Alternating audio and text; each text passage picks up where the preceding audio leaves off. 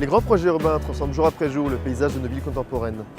En France, depuis 1987, la ville de Nantes aménage le territoire de l'île de Nantes et transforme ce grand secteur industriel et naval désaffecté en un vaste nouveau quartier, basé sur un programme mixte, comprenant ainsi des bureaux, des commerces, des espaces publics et plus de 13 000 logements. Dans le même temps, la métropole de Toulouse, ambitieuse d'accueillir le personnel hautement qualifié d'Airbus, déploie avec envergure de nouvelles infrastructures et une offre résidentielle variée. Plus récemment, Bordeaux a développé une série de grands projets pour améliorer la mobilité urbaine, incluant des lignes de tramway, des programmes de logement, afin de mieux répondre aux défis urbanistiques et démographiques auxquels la ville est confrontée.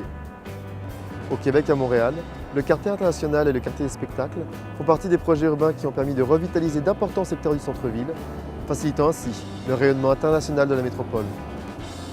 Ces projets, tout comme d'autres opérations résidentielles majeures telles que Bénifarm à Montréal et des projets de paysage de grand impact urbain tels que la promenade Samuel de Champlain à Québec, sont devenus des références importantes pour la transformation des territoires à forts enjeux patrimoniaux, environnementaux, économiques et sociaux.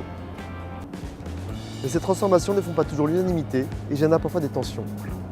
Car pour chacun de ces projets, ce sont de nombreux acteurs qui vont intervenir avec des intérêts et des attentes diverses, parfois contradictoires.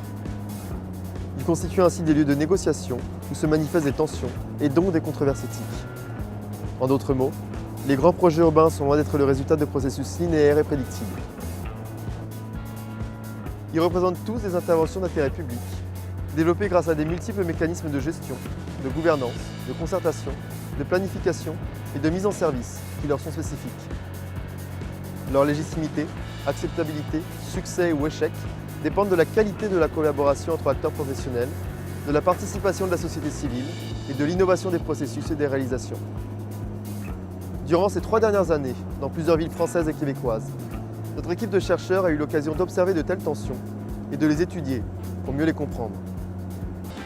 Ces projets soulèvent des questionnements éthiques sur la façon de construire la ville contemporaine. Nous interrogeons en particulier 4 questions fondamentales qui caractérisent les 4 tensions que nous avons identifiées dans les grands projets urbains. Comment répondre à la fois aux exigences d'un territoire en matière de compétitivité régionale et internationale et aux besoins spécifiques des communautés locales? Comment concilier l'impératif de la participation citoyenne et de la collaboration entre professionnels avec les exigences d'efficacité d'un projet? Comment concilier le besoin d'innovation et le désir de certains citoyens de préserver des valeurs traditionnelles ou des modes de vie largement acceptés mais aussi questionnables du point de vue de la durabilité? Comment concilier une vision stratégique de la ville et du territoire à long terme avec les ambitions à court terme du projet de certains de ses acteurs? Regardons maintenant les tensions qui sont sous-jacentes à ces 4 questions. Les grands projets urbains mettent parfois en évidence des tensions entre d'un côté les ambitions des villes en matière de compétitivité et de concurrence internationale, et de l'autre, les attentes, les objectifs et les besoins des communautés locales et des groupes sociaux. Dans un contexte de mondialisation, ces villes cherchent à attirer des professionnels et des entreprises qualifiées, à importer des ressources parfois lointaines, à promouvoir des activités culturelles et sportives d'exception et à mobiliser des investissements étrangers. Tout cela passe entre autres par la construction de grandes infrastructures, le développement de modes de mobilité innovants et par la construction de bâtiments qui auront un impact important au niveau régional et international. En effet, l'attractivité d'une ville lui permet d'augmenter ses recettes fiscales et de se positionner au sein des grands réseaux urbains internationaux. Or, ces aspirations amènent parfois les acteurs économiques et politiques à se plier aux impératifs et aux exigences des entreprises et du marché. Cela arrive parfois au détriment des attentes et des besoins des communautés locales, souvent plus intéressées par les enjeux de la mobilité, l'accès au logement et aux services de proximité. Dans cette logique de compétitivité avec d'autres villes européennes telles que Hambourg, l'agglomération de Toulouse a dû développer des stratégies urbaines ambitieuses afin de répondre aux exigences de la compagnie Airbus. Pour atteindre cet objectif, il lui a été nécessaire de construire des quartiers d'habitation hautement compétitifs et susceptibles d'accueillir une clientèle spécifique de jeunes professionnels européens. Parallèlement, la métropole trouve des difficultés à maintenir une cohérence urbaine entre la ville-centre et ses centralités périphériques. Des discontinuités s'opèrent et forcent à repenser les modes de mobilité entre le centre à caractère historique et la nouvelle banlieue. Or, ces projets de mobilité suscitent parfois des questionnements sur la pertinence de faire de grands investissements sur des banlieues à faible densité, et notamment sur celles ayant un faible potentiel de densification. Au Québec, nous pouvons assister à une telle tension avec le projet d'extension de l'Université de Montréal. Au-delà de la conception d'un simple bâtiment, cette intervention a pour ambition d'être au centre de la requalification d'un vaste secteur situé sur une ancienne friche ferroviaire de la ville d'Outremont. Ce projet doit certes répondre à des besoins académiques immédiats, mais ses instigateurs veulent aussi s'en servir pour répondre à des ambitions plus globales, incluant celle d'augmenter la visibilité internationale de l'université et de positionner Montréal comme une ville universitaire majeure à l'échelle mondiale. Cependant, lors des processus de consultation publique, la ville d'Outremont sur laquelle le projet est implanté a défendu ses propres intérêts locaux en exigeant le maintien du caractère privatif, calme et privilégié de ces quartiers traditionnels. D'autres acteurs se sont questionnés aussi sur la portée des bénéfices découlant des investissements d'infrastructures et s'interrogeaient sur la véritable intention d'améliorer les conditions des quartiers plus pauvres du secteur. Une seconde tension est observable quand la volonté de mobiliser un nombre croissant d'acteurs s'oppose à la recherche d'efficacité au sein des projets. Des échéanciers plus longs et d'importantes ressources économiques sont nécessaires pour mettre en place des scénarios et des dispositifs susceptibles de faire émerger des consensus entre les parties prenantes du projet. D'autre part, dans un souci d'efficacité, ces mêmes projets doivent optimiser au maximum les ressources et réduire les délais de réalisation. Ces contraintes limitent parfois les démarches de collaboration et de participation. Certains acteurs du projet ont ainsi le sentiment que ces démarches collaboratives et participatives peuvent créer des tensions avec les objectifs d'efficacité pour lesquels ils sont mandatés. Ceci les amène parfois à privilégier les économies de temps et de ressources économiques au détriment d'une collaboration susceptible d'être source d'innovation. C'est le cas par exemple du projet d'extension de l'Université de Montréal. Le client a en effet préféré un appel d'offres classique pour choisir l'équipe de concepteurs, plutôt qu'un concours d'architecture et de design qui aurait probablement aidé à créer des équipes collaboratives en amont et à proposer des idées novatrices. C'est le cas également pour le projet d'Andromède à Toulouse, qui est développé par un groupe restreint d'acteurs sélectionnés par les initiateurs du projet, afin de travailler de façon plus efficace. La troisième tension met en avant le manque d'alignement qui peut exister entre d'un côté la volonté d'innover et d'apporter des changements dans les façons de faire, et de l'autre côté la référence au traditionnel, souvent mobilisée par les communautés locales et certains groupes de pression. Cette tension entre l'innovation et le traditionnel se manifeste dans le cas du projet Pointe-aux-Lièvres, une extension du quartier Saint-Roch à Québec. En effet, tandis que l'aménagement du quartier Saint-Roch dans les années 90 a été l'occasion d'opérer des changements très importants, à la fois sur la forme physique de la ville et sur les mécanismes de réalisation des projets, ce projet connaît de nos jours des difficultés à expérimenter de nouvelles innovations.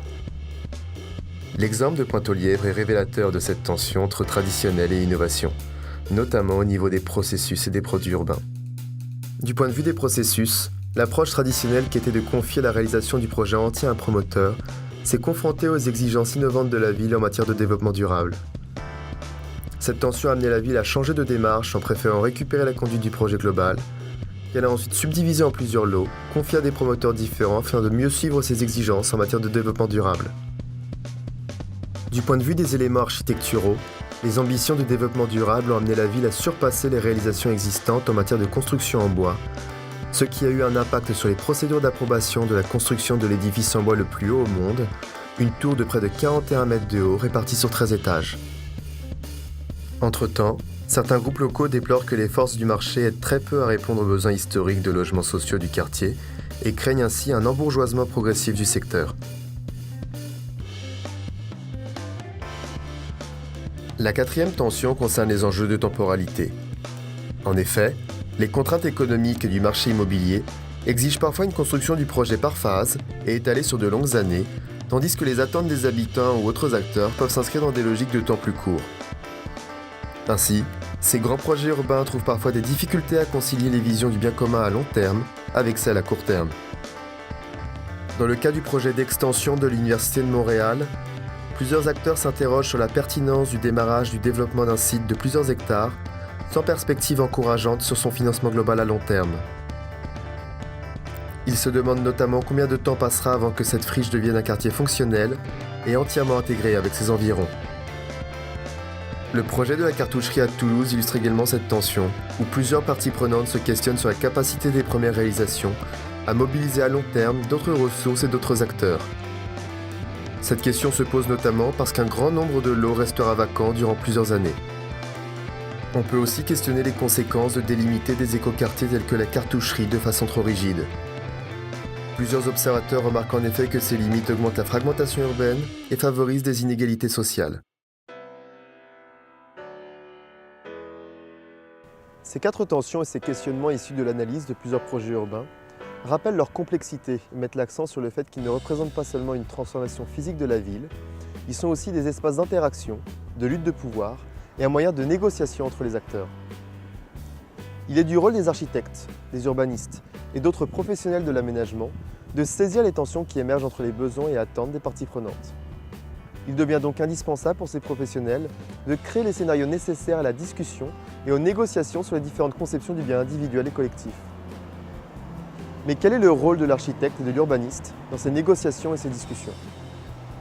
Face à la difficulté à régler ces tensions et à répondre aux questionnements que nous avons examinés, plusieurs préconisent un rôle d'arbitrage, plutôt neutre, et défendent la coexistence non questionnée des conceptions variées du bien commun. Il serait dans cette vision de plus en plus difficile de donner davantage de valeur à une conception du bien commun qu'à une autre. En revanche, nos travaux de recherche montrent que cette neutralité est parfois impossible et souvent peu appropriée. Nous considérons que nous ne pouvons pas être de simples arbitres des visions contradictoires et variées du bien commun.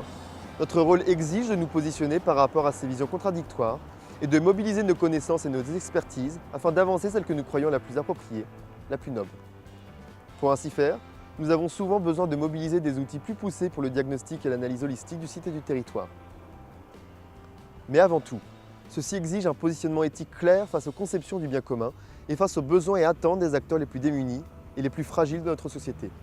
Ce rôle exige aussi la recherche de l'équilibre entre les besoins et les attentes à court terme d'une multiplicité d'acteurs, et ceux des générations futures.